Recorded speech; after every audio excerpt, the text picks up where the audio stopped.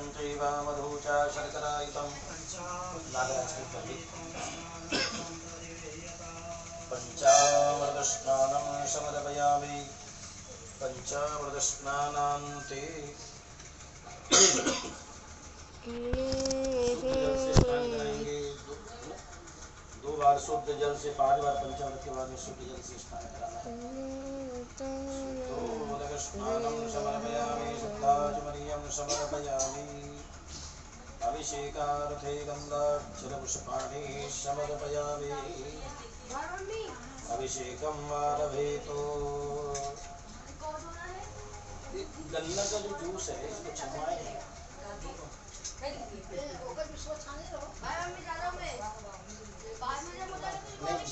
उसको छान दिए है ना शंकर जी नीचे चरण न्यास करेंगे ना। देखो ओम नमः शिवाय ऐसे हृदय पुष्प भगवान शिव जी हमारे हृदय में विराजमान है। ओम नमः शिवाय सिर पुष्प चोटी ओम नमः शिवाय दोनों भुजा ओम नमः शिवाय नेत्र ओम नमः शिवाय ऐसे दो उंगली ओम नमः शिवाय।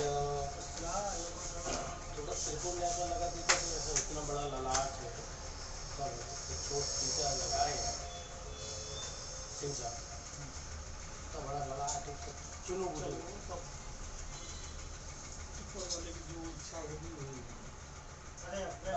थोड़ी आराधना की त्रिकोण लगे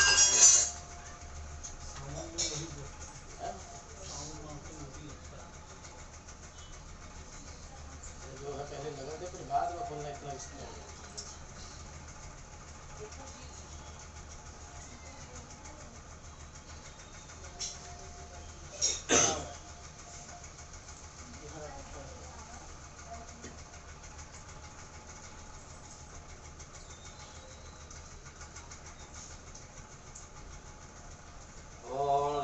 स्तुया विनाशाख्य धर्म कल्याण वृद्धिदा विनायक प्रिया नित्यं तांच स्वस्तिं रुवन्तु नः।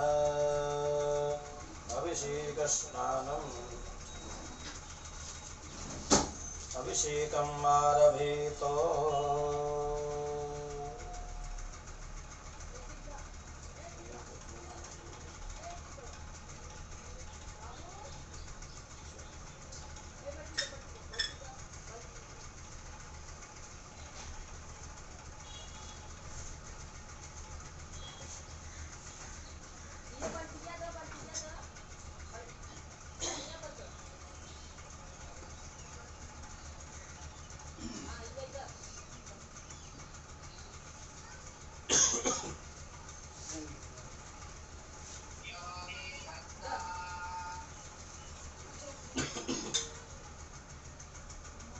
भगवान शंकर जी का अभिषेक करेंगे।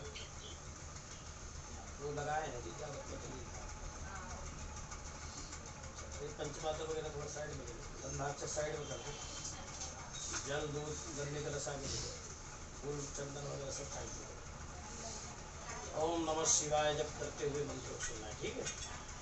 भगवान शंकर जी का अभिषेक करेंगे।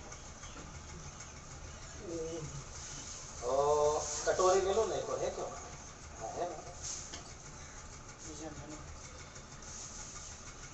पहले भांग से स्नान करा फिर पूरा अभिषेक करेंगे। एक मिनट भांग है बढ़िया महादेव प्रिय वस्तु है भांग अर्पण चम्मच से अच्छी मिलाए पूरा चढ़ाए थे।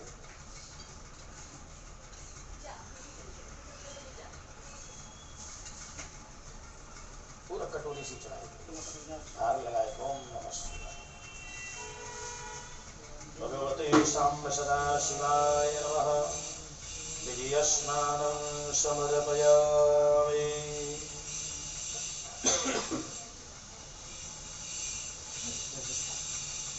शुद्ध जल से स्नान कराइए पूरा लुटिया से चढ़ाइए लुटिया पूरा थाल लगा के आइए। भगवते शाम्ब सदा शिवाय नमः। शुद्धोदक स्नानं समर्पयामि। इसको निकाल दो बस पंचमत्कार। ओम नमः शिवाय का जप करते हुए बढ़िया भगवान महादेव को पधारा करेंगे।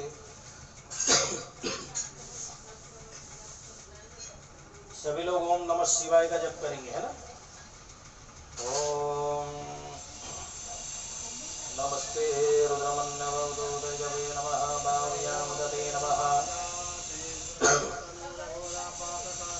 दयाहस्तन्वासन्नमयागिरिसन्धाव्यागशीहीनामिगुङ्गिरिसन्धस्ते दीवर्गस्तवे शिवाङ्गेरराङ्गुरुमायतो श्रीपुरुषञ्जगता शिवे नवदत्त्वागिरिहच्छब्दकामसि यथा नः सर्वं जगदयभुक्तोषमनासत नमो दैव्यो विकटायुश्च सर्वं जम्भयं सर्वाश्च वाचीः पराशुभा सौजस्ताम्रो अरुणोतभ्रूः सुमङ्गलः जेचेनक्तो रुद्रावितो देवताः सहस्रशो वै खद्वैमहे असौजो वदर्पति नीलग्रीवोऽभिलोहितः उदैनन्दोपादिशरन्नरिसन्नुदहर्जः सविष्णो वदयातिनः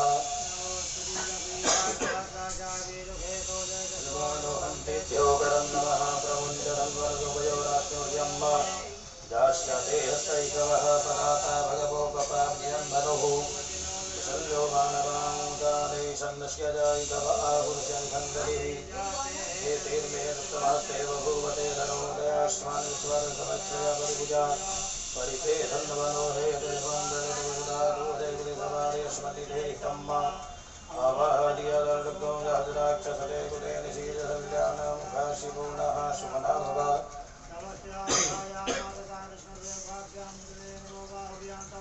मानो महन्तवदवानवरवकं वानविशुद्धवदवानजितं वानवदेहेविकरं मोदमातरं मानरुद्ररीरिकः मानस्तो केतलहे वारायिति मानक्तो कुमारश्वेतरीरिकः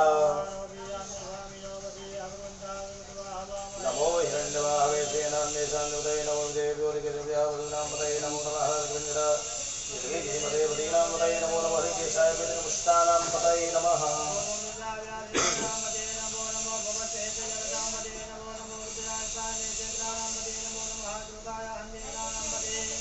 नमो रोहिताय दीक्षानां पतये नमो नमो वन्दे वादिजाय गरीनां पतये नमो नमो मन्त्रणे वाणिजाय गजानां पतये नमो नमो चैभूकाय ग्रन्थदेवतीनां पतये नमो नमः देवानां पतये नमो नमः सहमानाय निव्यादिनां पतये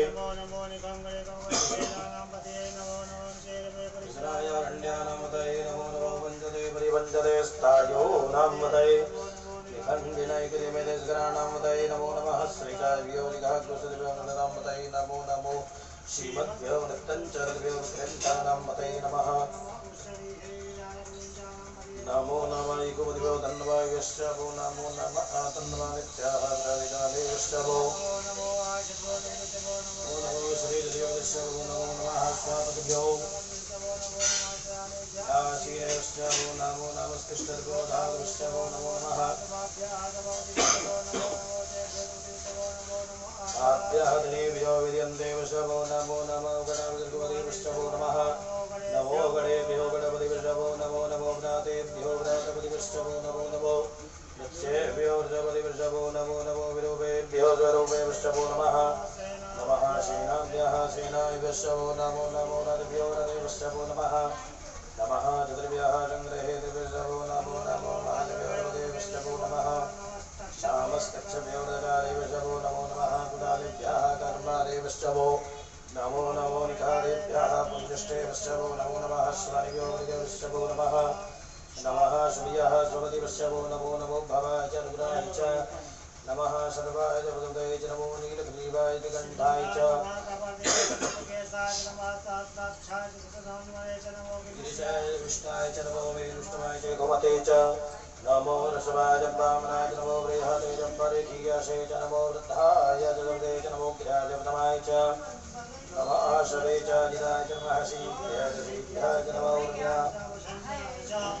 नमो नादेयाय च विद्याय च नमो ज्येष्ठाय च कनिष्ठाय च नमः पूर्वजाय च वरदाय च नमो पगल्भाय च नमो जगन्याय च उदयाय च नमः शोभ्याय च वृद्धाय च नमो जाम्याय च हेम्याय च नमः तनुभ्याय च पूर्वजाय च कल्याय च नमो वन्याय च विद्याय च नमः श्रवाय च शिवाय च नमः श्रीनाय च युगाय च नमः शूलाय च भवेदिने च बिल्विने च भवदिने च नमो वर्मणे च परोदिने च नमः श्रुताय च शिवसेनाय च नमो दुन्दुभ्याय च हन्याय च नमो दृष्टवे च प्रविशाय च नमो निखण्डने च मते च मस्ति क्षणे कवे च गणे नमः स्वाय दर्पणे च नमः द्वितीयाय नमः काट्याय दीप्याय नमः कुल्याय दर्शयाय नमो नार्याय वैदन्दाय नमः गोप्याय वडियाय नमो विद्याय दव्याय नमो मेघ्याय वडियाय नमो वर्ख्याय वर्ख्याय च नमो वात्याय रेघ्याय नमो वासुदेवाय वास्तवाय नमः सोमाय रुद्रास्तमस्ताम्राय च अरुणाय च नमः शङ्करे जगदवे च उग्राय भीमाय नमो देवताय दूरेवताय नमस्ताराय नमः संभवाय नमः गंगराय मंगराय नमः शिवाय शिवतराय च राज वाराय नमः प्रदनाय उत्तमाय वीरदिरगुल्याय नमः रुक्माय भैन्याय च नमः शिखत्याय प्रभाय नमः गोषलाक्षणाय नमः कापतिरे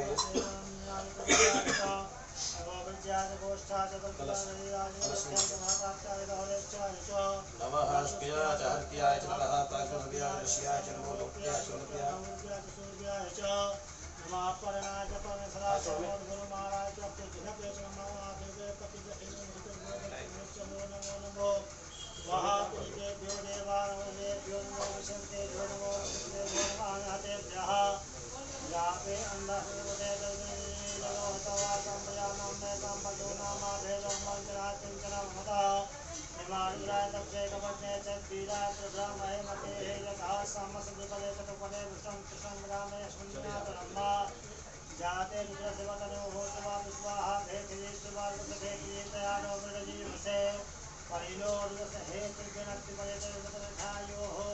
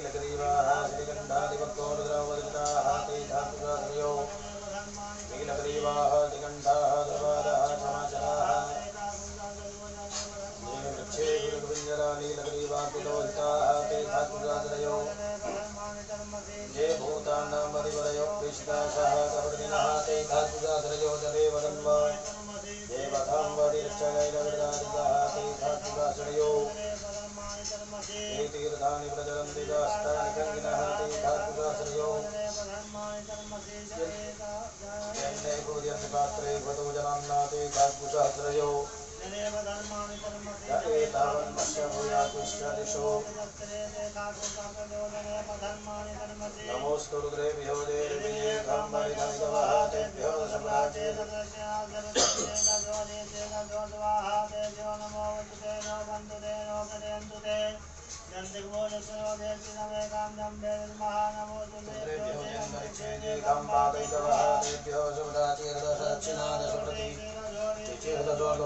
तेभ्यो नमो वस्तुते नो वन्दुते नो गणयन्तु ते जन्मोश्चनो काञ्जं मे नमः नमोस्तु रुद्रेभ्यो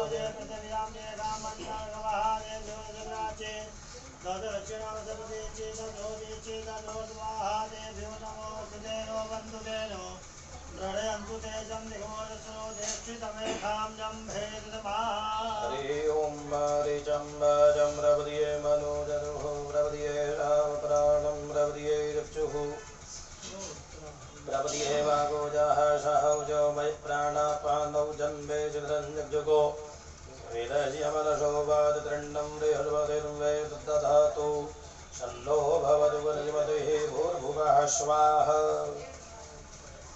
ओम कया नक्षत्र आववदु देशदावृतः शकाकया सतिष्ठयावृता कस्त्वा सत्यो मदानां मद्गोष्ठो मत्सदन्दशः दृढाचिदवशु पुनः सखिन्ना भवितः जर्ग्रीणं वादं ववास्यूतिभिः कया त्वन्नौद्यपुरमन्दशे गन्ना स्तोत्र्या वद इन्द्रो विश्वजराजते शन्नो वस्तुतिविपदे संजद्विपदे शन्नो मित्रः शम्वरुणः शन्नो भवद्रुजमा शन्न इन्द्रो बृहस्पतिः शन्नो विष्णुरुग्रमः शन्नो प्रातः समस्तपदुषूरजः षण्णः कानिग्रहदेवः व्रजन्योपादिगतो अहनिशं भवन्तु नः षड्गुरात्रिः प्रविधीयतां सन्न इन्द्राग्ने भवतो भवोभिः सन्न इन्द्रा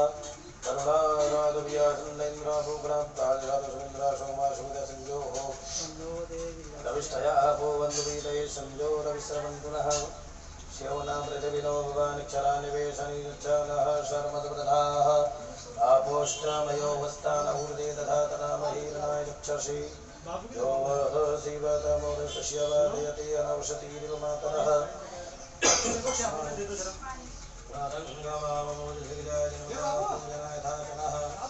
द्योः शान्तिरन्तरिक्षगो शान्तिः पृथिवी शान्तिरापः शान्तिरोगदयः शान्तिः वानस्पतयः शान्तिर्विश्वे देवाः शान्तिर्ब्रह्म शान्तिः सर्वतो शान्तिः शान्तिरेव शान्तिः श्यामा शान्तिरेधि यतो यतः समीहसे ततो नो अभयं गुरो सन्नः गुरुव्रजभ्यो भजन्नः पशुभ्यः ॐ ऋतेर्गोहवादृश्यवादयुगादर्पाणि भूतानि समीक्षन्तं वा पितरस्याञ्जलिवादर्पाणि भूतानि समेक्षेन्द्रस्यादुर्गा समीक्षामहे एते दृग्गोहमाद्योक्ते सन्दृशजिभ्या संयोक्ते सन्दृशजिभ्या सम्मा नमस्ते हर्षे शोजिगे नमस्ते अश्वजिगे अन्योस्ते अस्मत्तपन्तु हेतयः पावको अस्मद्गो शिवो भव नमस्ते अस्तु विद्युते नमस्ते स्तनग्नवे नमस्ते अस्तु भगवः जास्ते सहस्रको हेतयोन्यवशमन्दिवबन्धुकाः सहस्राणि जहरदो बाहुस्तव हेतयः तासामीशानो भगवः पराचीनमुखादृति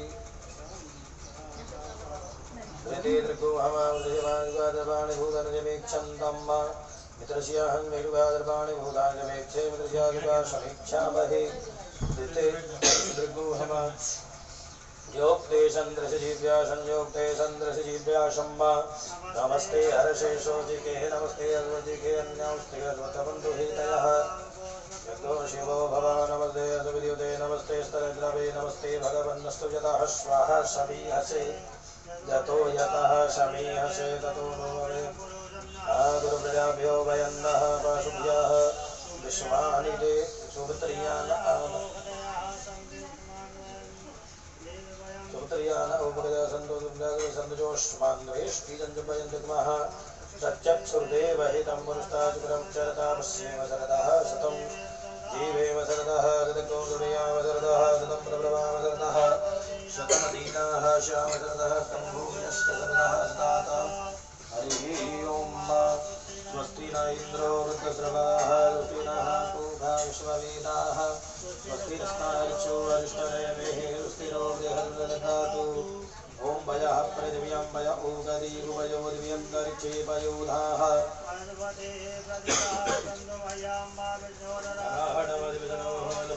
विष्णोः शिवदसि विष्णो ध्रुवोषि वैष्णवमाशु विष्णुदेवता वातो देवता सूर्यो देवता चन्द्रमा देवता वृषभो देवता रुद्रा देवता विद्या देवता मरुतो देवता विश्वे देवा देवता बृहस्पतिर्देवेन्द्रो देवता वरुणो देवता ओम सत्यो जातं प्रकृयामि सत्यो जाताय वै नमो नमः भवे भवेनादि भवेवश्वां भगवद्वाय नमः वामदेवाय नमो ज्येष्ठाय नमः श्रेष्ठाय नमो रुद्राय नमः कालाय नमः कलविकरणाय नमो बलविकरणाय नमो बलाय नमो बलप्रमथनाय नमः सर्वभूतदमनाय नमो मनोन्मनाय नमः अघोरेभ्यो दघोरेभ्यो घोरघोरधरेभ्यः सर्वेभ्यः सर्वसर्वेभ्यो अस्तु रुद्ररूपेभ्यः तत्पुरुषाय विद्महे महादेवाय धीमहि तन्नो रुद्रः प्रचोदयात् ईशा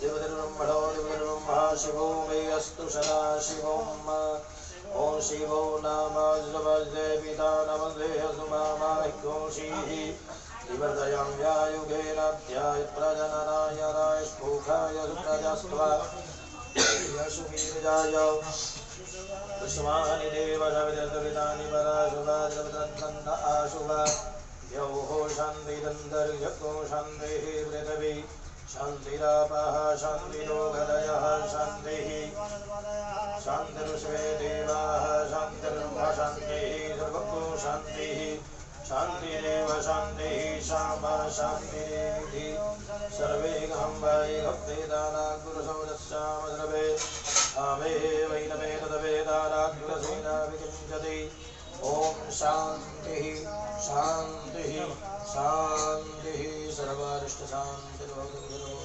शान्तिरस्तु शुद्धो अमृताभिषेकोस्तु अस्तु अमृताभिषेकः। प्रिय शिव जी को चलो हाथ में उठाएंगे, शंकर भगवान को हाथ में ले लीजिए, पहले पिंडे लीजिए, पिंडे पिंडे ऊपर ऊपर पहले पिंडे दोनों हाथ से साफ लीजिए, लाओ लाओ इधर को साफ नेपकिन है ना भगवान की, तीन नेपकिन थी ना, नेपकिन तीनों दी थी क्या?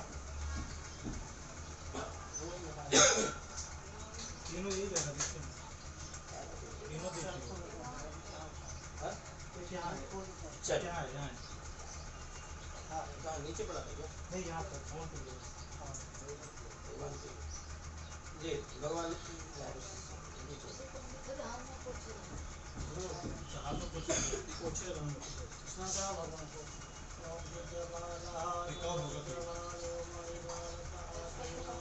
शीतः शीताक्षो रुणस्ते रुद्राय पशुपतये अर्णाजामावलिप्ता रौद्रा नभो रूपाः पारजन्याः भगवते सांब सदा शिवाय नमः।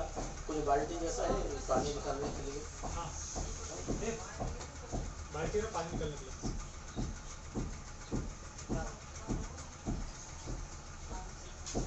बाल्टी कुछ तो निकालेंगे किसमें? कोई बड़ा बर्तन है निकाल नहीं इधर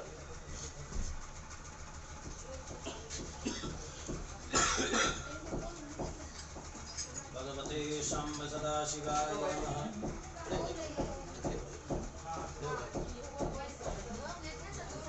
एक काम के लिए आप यहाँ बैठो, हम आपको स्पर्श करा के सारी वस्तुएं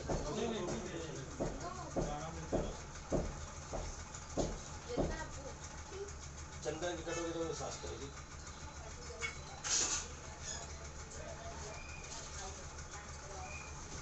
प्लेट उठाओ भगवान वाले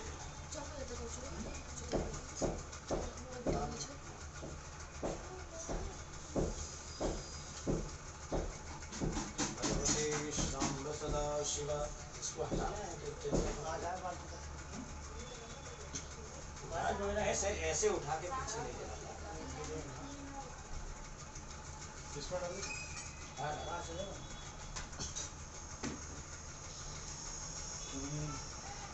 ये तो जिंदा नहीं है क्या? नहीं मैं लेकिन जा रहा हूँ। तो क्या है फिर?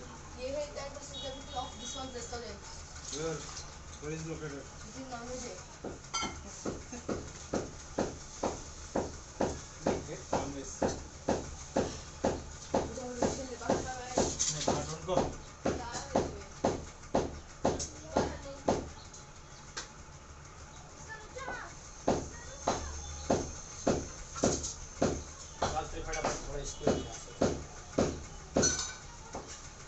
गंधम विलेपयामि अक्षराणि समर्पयामि। फूल की थाली इधर उधर उसको दाओ, फूल की थाली मेरे पास। भगवते सांब सदा शिवाय नमः। शंकर जी को बढ़िया जो अक्षत चावल अर्पण करेंगे। भगवते हाथ लगाए के रखिए। भगवते सांब सदा शिवाय नमः। अक्षराणि समर्पयामि। भगवान महादेव के चरणों में बेल दूर्वा अर्पण करेंगे। ओम नमः शिवाय। दूर्वां तुरां समर्पयामि। तुलसी पत्राणि अर्पयामि। ओम नमः शिवाय बोल के बढ़िया ना बेल पत्ती चढ़ाइए भगवान को। चलो बीच में ले लीजिए, दोनों लोग चढ़ाएंगे, आपका हाथ पहुँचेगा। ओम नमः शिवाय बोल के बेल पत्ती चढ़ाइए। ओम नमः शिवाय। ओम नमः शिवाय। थोड़ा तेज बोलिए। ओम नमः शिवाय। और शिवलिंग के ऊपर उल्टा कर।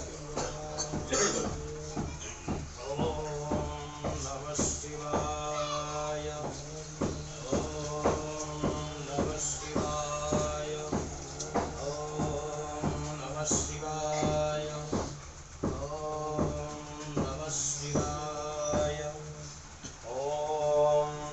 शिवाय।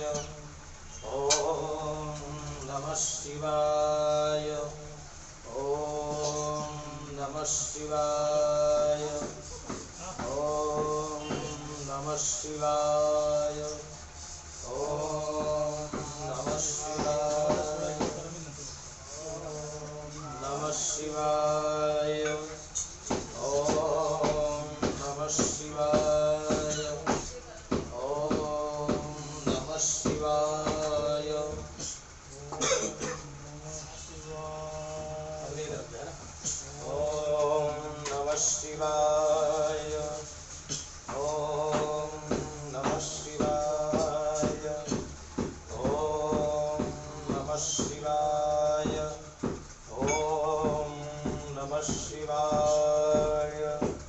ओम नमः शिवाय। बिल्वपत्रं समर्पयामि। चलो ना एक एक चंदन वाला फूल जो है ना सब भगवान के पास का। बड़े शामिका ध्यान। गुरु जी आप लोग हाथ लगे गुरु जी हाथ में दीजिए। महालक्ष्मी नमः। सत्यनारायणाय नमः। नवग्रहेभ्यो नमः। भगवते शाम्ब सदा शिवाय नमः। गन्धाक्षरपुष्पाणि समर्पयामि।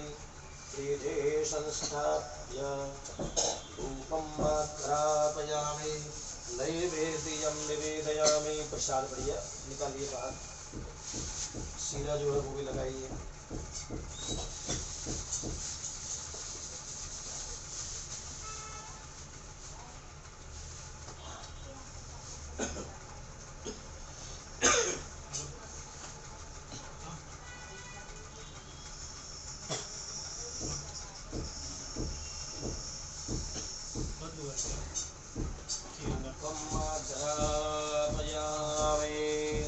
भगवान सुगंधित रूप से प्रसन्न हुए ऐसी प्रार्थना करें। वनस्पति रसोदभूतो गन्धोत्तमः आग्नेयः सर्वदेवानां रूपोऽयं निर्गीयतां धूपम् आघ्रापयामि। सब भगवान को बढ़िया ऐसे अगरबत्ती पकड़ना है। लीजिए हाथ में अगरबत्ती पकड़िए। भगवान गणेश जी, शंकर जी, लक्ष्मी माता, सत्यनारायण भगवान, शंकर जी परस में विराजमान सभी देवता, नवग्रह देवता, कुलदेवी देवता प्रसन्न हो। रूपम आघ्रापयामि। दीपकं दर्शयामि। नैवेद्यं निवेदयामि। हाथ जोड़ के नमस्कार करेंगे। एक नैपकिन करेंगे। नैवेद्यं निवेदयामि। भगवान से प्रार्थना करेंगे। हे भगवान सब तुलसी पत्ता डालेंगे।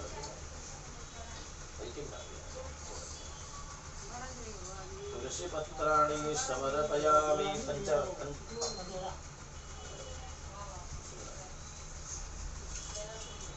हाथ जोड़ के प्रार्थना करेंगे। देखो शंकर जी, गणेश जी, शंकर जी, लक्ष्मी जी, सत्यनारायण भगवान कलश में विराजमान सभी देवता बड़े भक्ति भाव से आपकी सेवा में अनेक प्रकार का प्रसाद अर्पण किया। भगवान स्वीकार करें। पांचों उंगली एक साथ में ऐसे रखेंगे। भगवान को भोजन कराना है। स्वाहा बोलना है। नहीं हाथ ऐसा करिए। हाँ आपको भी करना है। स्वाहा शब्द बोलेंगे। ओम प्राणाय सीधा सीधा अपानाय व्यानाय उदानाय समानाय स्वाहा। भगवान प्रसाद स्वीकार करें।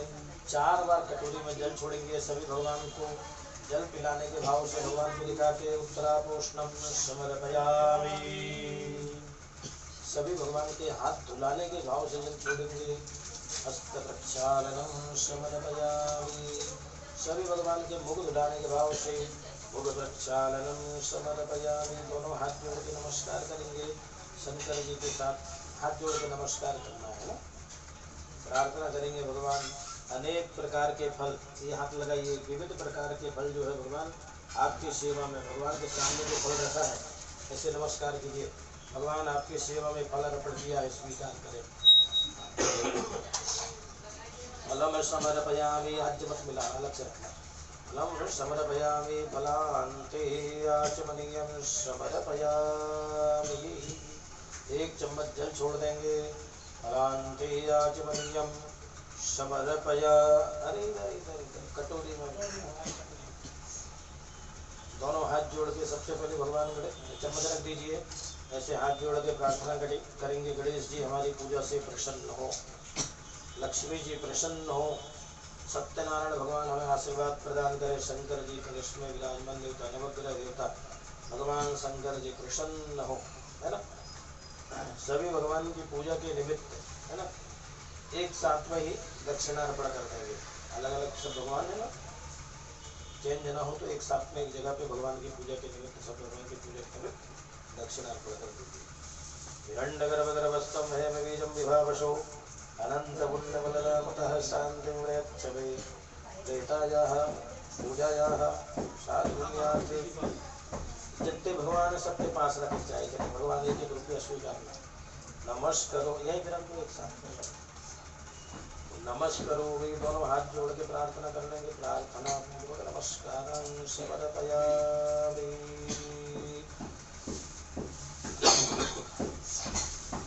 संतनिनादं वेणुद्वारा कृत्वा नहीं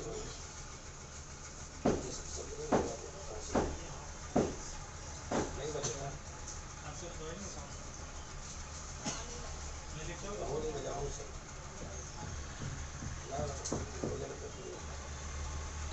संतो बनाने के लिए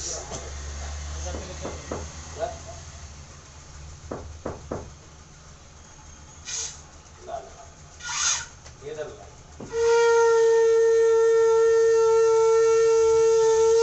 बोलो सत्यनारायण भगवान की जय। वेदनाथ शास्त्र शंकरात कर दिया गुरु जी, हम जगह बजाना बजा ही नहीं पाएंगे गुरु जी। ये कहाँ काम चालू, नीचे वाला चालू रहेगा। चलो, है ना, भगवान सत्यनारायण की कथा सुनेंगे हम सब लोग। थोड़ा थोड़ा फूल आजू बाजू में थोड़े थोड़े चावल पास कर देना।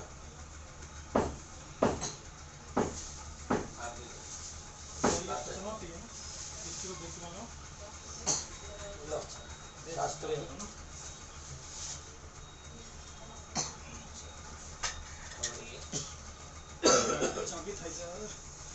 बोलो सत्यनारायण भगवान, सत्यनारायण भगवान की जय। घंटी दे दो शास्त्री जी मेरे पास। एकदा नैमिषारण्ये ऋषियश्चो नतादयः। भगवान सत्यनारायण का ध्यान करेंगे ना सभी लोग, बड़े ध्यान से सत्यनारायण भगवान की कथा सुनेंगे। एक बार मुझे नैमिष नाम के अरण्य में, नैमिषारण्य तीर्थ में, सिंह साहब नैमिषारण्य तीर्थ है, मतलब कौन सा जिला हो गया, सीतापुर ना।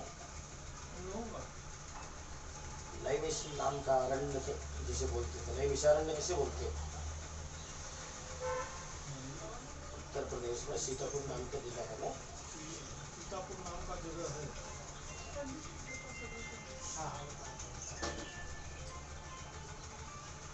एक बार देख लीजिए। कोई सुख आवाज करा तो एक बार कथा चालू कर सके।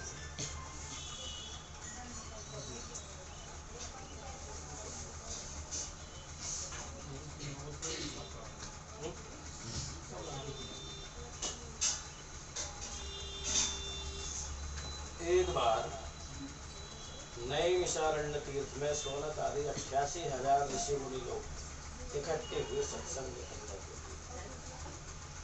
सोनक आदि ऋषियों ने सूत जी नाम के ऋषि से पूछा, इस संसार में जिसे वेद विद्या का ज्ञान नहीं है, ऐसे लोगों का कैसे कल्याण होगा, कोई उपाय बताए। कथा सुना।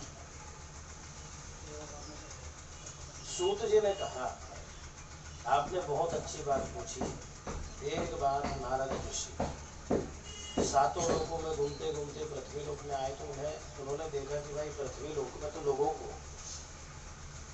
वास्तविक ज्ञान न होने के कारण मोह माया में लिप्त हैं, अपनी छोटी छोटी इच्छाओं की पूर्ति में लगे हुए, इनका मानव जीवन ऐसे नष्ट हो जाएगा, इन्हें मोक्ष कैसे प्राप्त होगा। ऐसी इदगुह ऐसी कामना से कि भाई जिन्हें वेद विद्या का ज्ञान नहीं है ऐसे लोगों का कैसे कल्याण हो, ऐसे उत्सुकता से नारद जी भगवान विष्णु के धाम वैकुंठ लोक को गए। नारद ऋषि भगवान विष्णु की स्तुति करने लगे, हे प्रभु आप तो सभी देवताओं में सर्वश्रेष्ठ, ब्रह्मा विष्णु रुद्र इंद्र आदि देवता आपके गुणों का कोई पार नहीं पा सकते।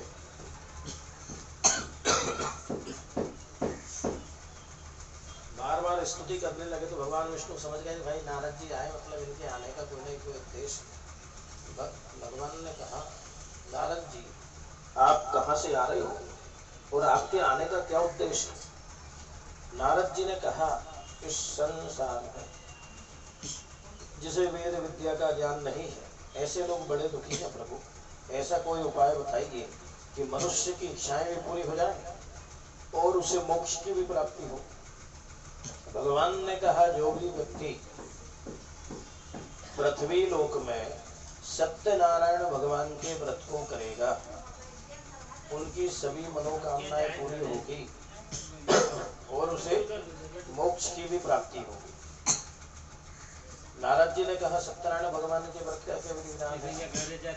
बोले जिस दिन आप भगवान सत्यनारायण का व्रत करते हैं उस दिन सूर्योदय के पहले सो के उड़ जाए, स्नान करें, पवित्र वस्त्रों को धारण करें, भगवान का नाम स्मरण करते करते भगवान की पूजा की वस्तुओं को इकट्ठा करें, सभी सगे संबंधियों को मित्रों को पड़ोसियों को बुलाएं, पंडित जी को बुलाएं, भगवान की पूजा करें, कथा श्रवण करें, लोगों को बुलाएं, रात्रि में भजन संकीर्तन करते हुए रात्रि जागरण करें,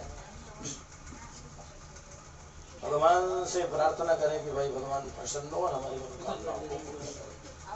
जो भी इस तरह से सत्यनारायण भगवान के व्रत को करेगा उनकी सभी मनोकामनाएं पूरी होगी।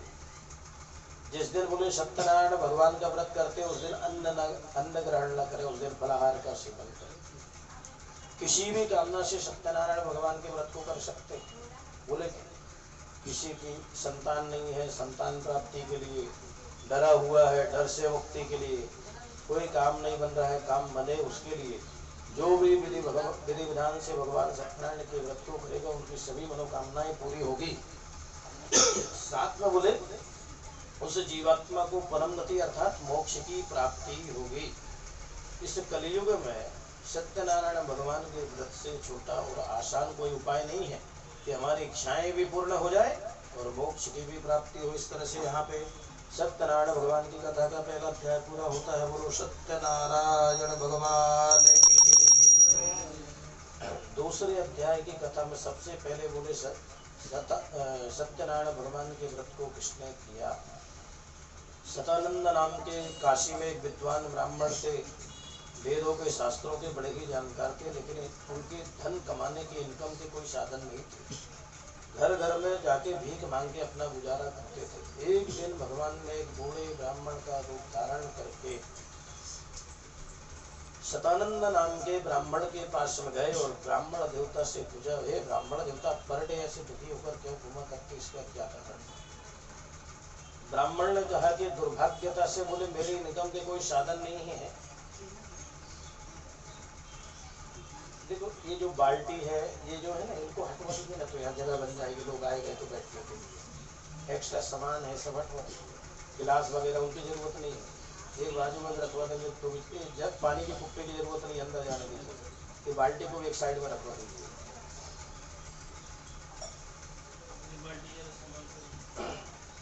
तो भगवान ने कहा आप सत्यनारायण भगवान के व्रत को करो, आपके सारे दुख दूर हो जाएंगे। सारा विधि विधान जानने के बाद में वो गरीब ब्राह्मण ने मन में संकल्प किया कि मैं कल ही भगवान सत्यनारायण का व्रत करूंगा, लेकिन ब्राह्मण देवता को रात में भाई भगवान की पूजा करना है, पंडित जी को बुलाना है, दक्षिणा पूजा की सामग्री के लिए पैसे, लोगों को बुलाना है उसके लिए भोजन के लिए पैसे, कैसे व्यवस्था होगी, पैसे की चिंता में रात भर नींद नहीं आई। सवेरे उठ के स्नान करके भगवान का स्मरण करते हुए ब्राह्मण भिक्षा के लिए गए तो भगवान की कृपा से भिक्षा में अच्छा खासा धन प्राप्त हुआ। ब्राह्मण देवता बड़े प्रसन्न हुए, बड़े भक्तिभाव से भगवान की पूजा की वस्तुओं को लाया, सगे संबंधियों को, मित्रों को, पड़ोसियों को बुलाया और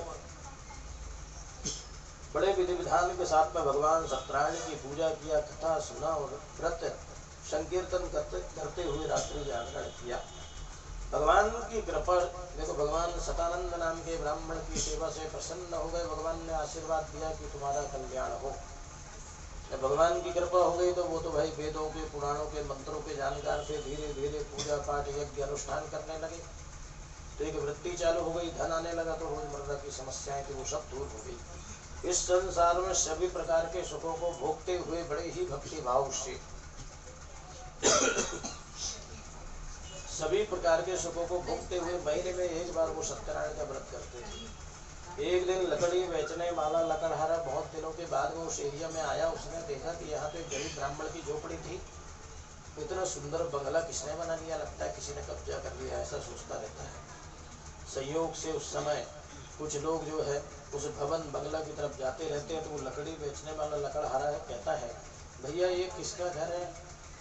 बोले कि ब्राह्मण देवता का। उन्हें बड़ा आश्चर्य होता है, जिसके भाई इनकम के कोई साधन नहीं थे, खाने पीने के जो वंदे था, इतना सुंदर बंगला बनाया, मतलब इतना धन कहाँ से आया, बड़ा आश्चर्य होता है। तो वो लोग बोलते हैं ब्राह्मण देवता के घर में बोले सत्यनारायण भगवान की पूजा है आज पीछे। तो लकड़हारे ने लकड़ी का गट्ठर बाहर रखा और घर के अंदर में गया, देखा तो सब लोग बड़े भक्तिभाव से भगवान की कथा सुन रहे थे। वो भी कथा सुनने लगा। वो लकड़ी बेचने वाला लकड़हारा कथा सुनने में ऐसा लीन हो गया, उसे प्यास लगी थी, वो भी भूल गया। भगवान की कथा सुनने के बाद, आरती के बाद में, प्रसाद लेने के बाद में बड़े भक्तिभाव से वो लकड़हारा ब्राह्मण देवता से पूछता है कि यार आप क्या कर रहे हैं और इसका क्या फल है?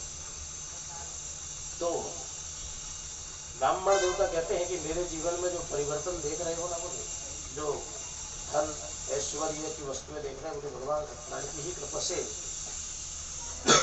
मुझे प्राप्त हुई है, मैं उनका ही व्रत कर रहा हूँ। तो लकड़हारा बोला कि आप सत्यनारायण भगवान के व्रत का विधि विधान मुझे भी बताएं, मैं भी भगवान सत्यनारायण के व्रत को करूँगा।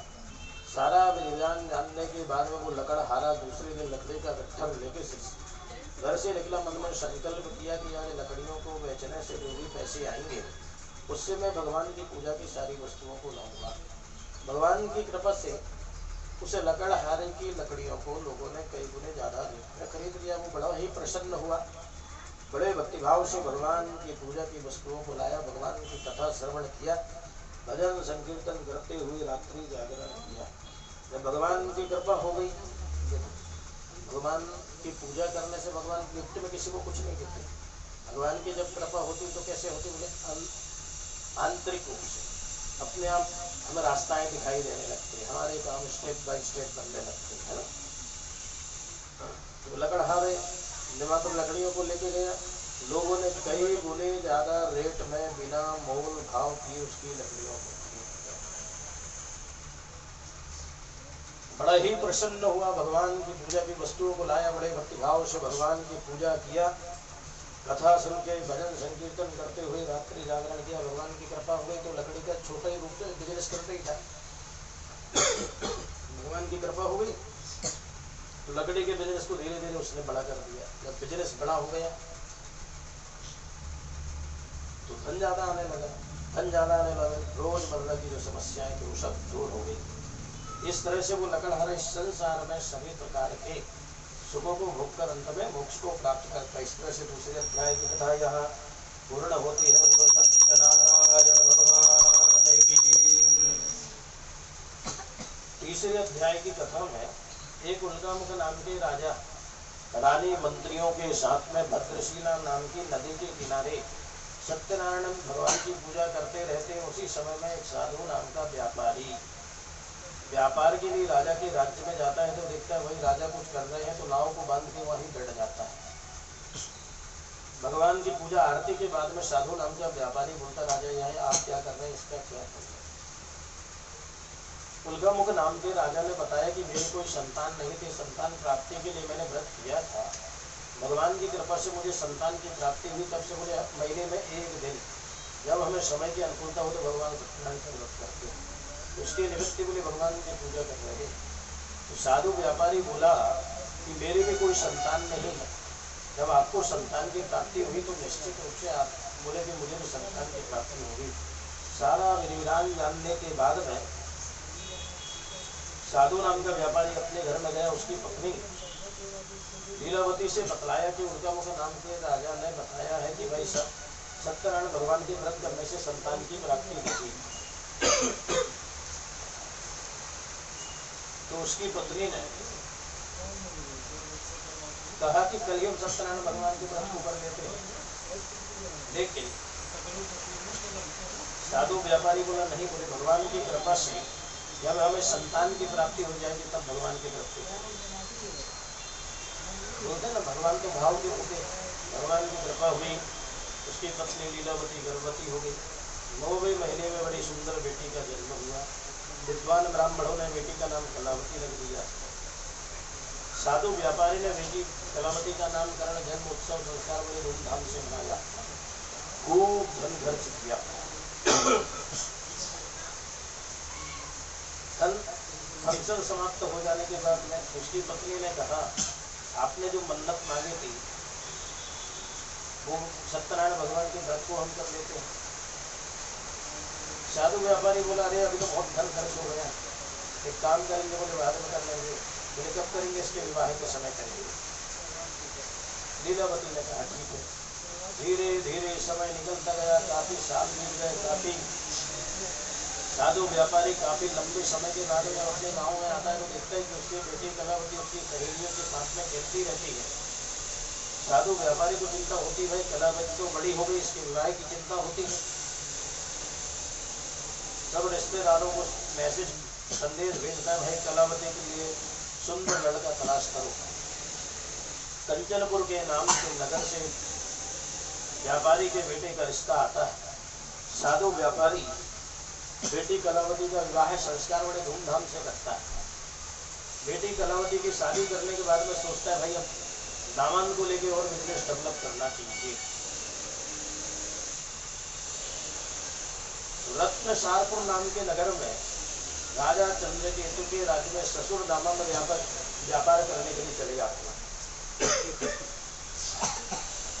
भगवान जो है देखते हैं कि भाई इसने मन्नत मांगा था, जब भगवान की कृपा से मुझे संतान की प्राप्ति होगी तब भगवान सत्यनारायण के व्रत करूंगे। उसे शादी के समय बोला, शादी के समय तो पति पत्नी दोनों ही भूल गए। भगवान ने श्राप दिया कि तुम्हें महान कष्ट हो। भगवान के श्राप के कारण एक दिन दोपहर के समय ससुर दामन दोनों भोजन करके समुद्र के किनारे आराम करते रहते हैं। भगवान की माया से राजा के महल से 2 चोर चोरी करके भागते हैं। आगे 2 चोर, पीछे राजा के सिपाही। ससुर दामन वहाँ पे ही आराम करते रहते हैं। चोर समझते हैं आज तो राजा के सिपाही हमें छोड़ने वाले नहीं है। सोने चांदी हीरे मोती चोरी का जो भी माल रहता है ससुर दामन के बाद में रख के दोनों चोर छिप जाते हैं। भगवान के श्राप के कारण राजा के सिपाही ससुर दामन की एक भी बात को नहीं सुनते, सीधे उन्हें राजा के पास में लेके जाते हैं। और भगवान के श्राप के कारण भी राजा एक शब्द नहीं सुनता है, दोनों को जेल में डाल देता है। ससुर दामन तो जेल में चले गए, वो तो सेठ रहता है, धनवान रहता है। उसके घर में जो धन रहता है सब चोरी कर लेते हैं चोर लोग। अब ये स्थिति आ जाती है कि भाई उसकी पत्नी और बेटी घर घर में जाके भीख मांग के अपना गुजारा करने लगती है। एक दिन बेटी कलावती भूख प्यास से बेचैन होते ब्राह्मण के घर पे जाती है। संयोग से वहाँ पे सत्यनारायण भगवान की पूजा होती है। ब्राह्मण देवता बोलते बेटी बैठो, पानी पिलाते भगवान की पूजा के बाद भोजन करके जाना। बेचारी भूखी रहती है, वहां पे ही बैठ जाती है। भगवान की पूजा के बाद भोजन करके जब घर जाती है तो रात हो जाती है, अंधियारा हो जाता है। जब घर में पहुंचती है तो उसकी माँ बोलती है, बेटी तू इतनी रात तक कहाँ थी, तेरे मन में क्या है जो मुझे तो स्पष्ट हो। कलावती बोलती है, मैं एक ब्राह्मण के घर पे भोजन की इच्छा से गई थी, वहां बोले सत्यनारायण भगवान की पूजा हो रही थी, पूजा के बाद प्रसाद लेके वहां से निकलने में मुझे लेट हो गया। सत्यनारायण भगवान के नाम लेते ही लीलावती को याद आता है, वो न हो सत्यनारायण भगवान के श्राप के कारण ही हमारी ये दुर्दशा हुई होगी। तुरंत सत्यनारायण भगवान से प्रार्थना करती है, मेरे पति से जो अपराध हुआ है आप क्षमा करें, यथाशक्ति भक्ति मैं आपका व्रत करूंगी। और दूसरे दिन 4 बजे ब्रह्म मुहूर्त में लीलावती स्नान वगैरह करके पवित्र वस्त्रों को धारण करके भगवान का चिंतन मनन करते करते भगवान की पूजा की वस्तुओं को इकट्ठा किया। सगे संबंधी मित्रों को, पंडित जी को बुला के बड़े भक्ति भाव से भगवान की पूजा किया, कथा श्रवण किया। आए हुए लोगों को भोजन प्रसाद के बाद में रात्रि में भजन संकीर्तन करते हुए रात्रि जागरण किया। लीलावती ने बोला, हे प्रभु, मेरे से मेरे पति से जो अपराध हुआ है आप क्षमा करें। भगवान उसकी सेवा से प्रसन्न हो गए।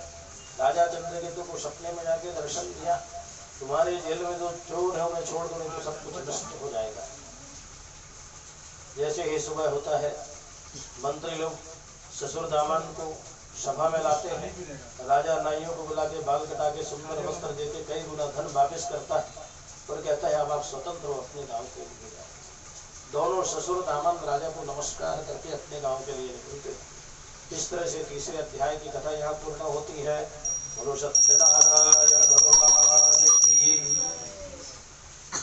भगवान सोचते हैं साधु व्यापारी को इतने कष्ट सहन करने के बाद इसकी बुद्धि में कुछ परिवर्तन आया कि नहीं।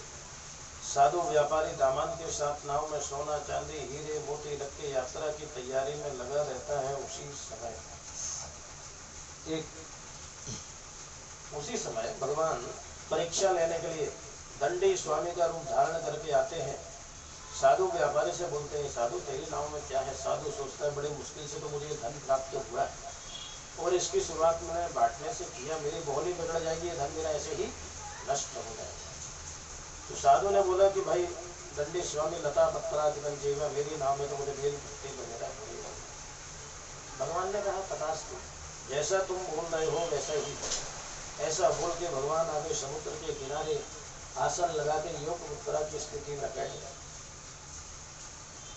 और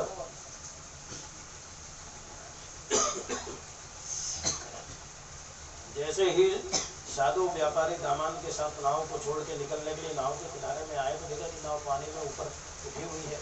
खोल के देखा उसका पत्ते वगैरह तो बेहोश हो गया। दामन ने पानी के छींटे मारा, होश में आया। साधु व्यापारी कहता है जब धन नहीं रहेगा तो मैं जिंदा रहकर क्या करूंगा, मैं भी यहाँ पे यात्रा को शिकायत कर दूँ।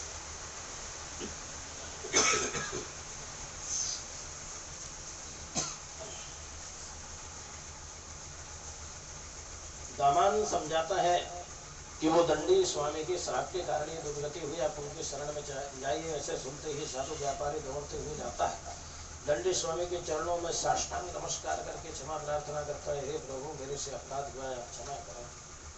भगवान कहते हैं, अरे मूर्ख, मेरे श्राप के कारण तुझे बार बार कष्ट हुआ है। साधु व्यापारी कहता है, बोले ब्रह्मा विष्णु रुद्र आदि देवता आपकी शक्तियों को नहीं पहचानते हैं, मैं तो अज्ञानी मनुष्य हूँ, आप मुझे क्षमा कर दें, जैसा धन था वैसा कर दें, मैं आपकी पूजा और व्रत करूंगा। भगवान ने कहा ठीक है, जैसा धन था वैसा कर दिया भगवान ने। साधु व्यापारी ने वहां पर ही सत्यनारायण भगवान की पूजा किया और अपने गांव के लिए, नगर के लिए यात्रा आरंभ की। गांव के किनारे जब पहुंच गया तो धन की रक्षा करने वाले अपने कर्मी से बोला, जाओ भाई सेठानी को बताओ सेठ जी गांव के किनारे आ गए, स्वागत के लिए आए। संयोग से लीलावती उस समय भगवान सत्यनारायण की पूजा कर रही थी और बेटी कलावती। लीलावती ने भगवान की पूजा करके प्रसाद ग्रहण करके कलावती को कहा कि तुम्हारे पिताजी और दामन गांव के किनारे आ गए हैं, भगवान की पूजा करके दर्शन के लिए आ जाना। पति से मिलने की उत्सुकता में कलावती ने किसी तरह से भगवान की पूजा कर लिया, लेकिन भगवान की पूजा के प्रसाद को छोड़कर अपने पति के दर्शन के लिए चली गई। जैसे वहाँ पे पहुँचती है तो देखते हैं कोई आंधी तूफान बवंडर नहीं, धन वाली नाव के साथ में जवाई दमांद कहाँ गए, अदृष्ट हो गए, कुछ समझ में नहीं आता है। कलावती कहती है जब मेरा पति नहीं रहेगा तो मैं जिंदा रह के क्या करूँगी, मैं भी यहाँ जल समाधि आत्महत्या कर दूंगी। साधु व्यापारी बड़ी ही चिंता करने लगता है, भगवान सत्यनारायण को याद करता है, बोलता है हे प्रभु मुझे मार्गदर्शन करो, तभी आकाश वाणी होती है। तुम्हारी बेटी बोले भगवान की पूजा के प्रसाद को छोड़कर पति के दर्शन के लिए आ गई है, इसके लिए इसका पति दिखाई नहीं दे रहे, घर में जाके भगवान की पूजा का प्रसाद ग्रहण करके आएगी तो इसे इसका पति मिल जाएगा। ऐसे सुनते ही कलावती दौड़ते हुए अपने घर में जाती है, भगवान की पूजा के प्रसाद को ग्रहण करके वहाँ आती तो देखी कि धन वाली नाव के साथ में उसका पति बड़े ही प्रसन्न होती। वहाँ पे ही साधु व्यापारी वहाँ पर भगवान सत्यनारायण की पूजा करके और फिर अपने घर के लिए जाता है। इस संसार में सभी प्रकार के सुखों को भोग कर अंत में साधु व्यापारी मोक्ष को प्राप्त करता है। इस तरह से यहाँ पे चौथे अध्याय की कथा पूर्ण होते हैं। बोलो सत्यनारायण भगवान की। 5वें अध्याय की कथा देखो। प्रसाद का मतलब, प्रसाद का 1 मिनट के लिए खड़े हो जाएंगे थोड़ा सा बेटा, थोड़ा ऐसा कैसे थोड़ा सोफा में बैठ जाए तुम्हारे, आराम से आराम से आराम से बैठो ना, कोई जल्दबाजी नहीं।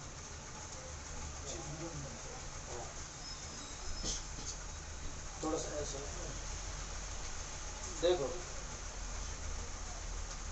एक और प्रसाद की कथा। एक तुंगध्वज नाम के राजा थे। राजा जंगल में शिकार के लिए गए। जब राजा थक गया तो भद्रशिला नाम के नदी के किनारे बरगद के वृक्ष के नीचे आराम करने के लिए आता है।